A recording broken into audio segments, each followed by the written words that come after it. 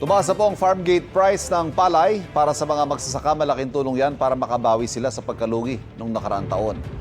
Tinututukan na rin daw ng lokal na pamahalaan sa Pangasinan ang mataas sa kalidad ng palay sa kanilang probinsya.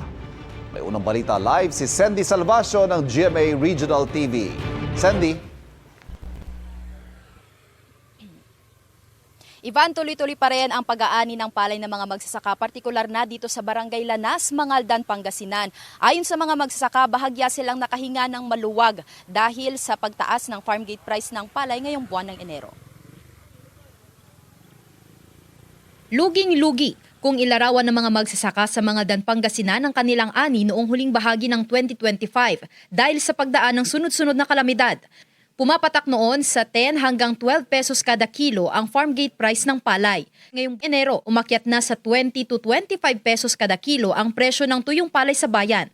Aabot naman sa 19 to 22 pesos ang kada kilo ng basang palay. Para medyo makabawi-bawi doon sa last cropping.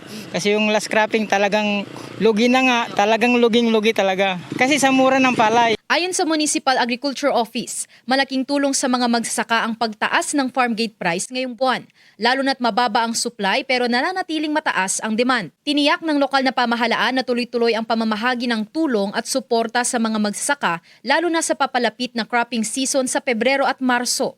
Tinututukan din ng LGU ang masagana at high-quality production ng palay sa bayan. Inaasahan din kasi na magiging magandang ani natin sa ngayon dahil siyempre, nakapag-intervene tayo ng mga high-quality seeds, mga hybrid rice seeds. Saka nakikita base sa monitoring ng ating opisina na maganda ang tubo or maganda ang kondisyon ng ating palayan.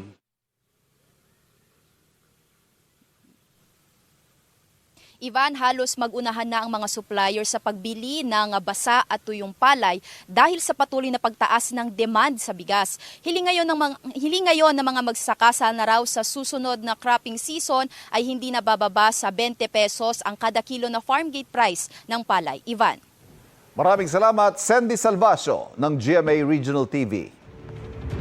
Kapuso, huwag magpapahuli sa latest news and updates. Mag-iuna ka sa balita at mag-subscribe sa YouTube channel ng GMA Integrated News.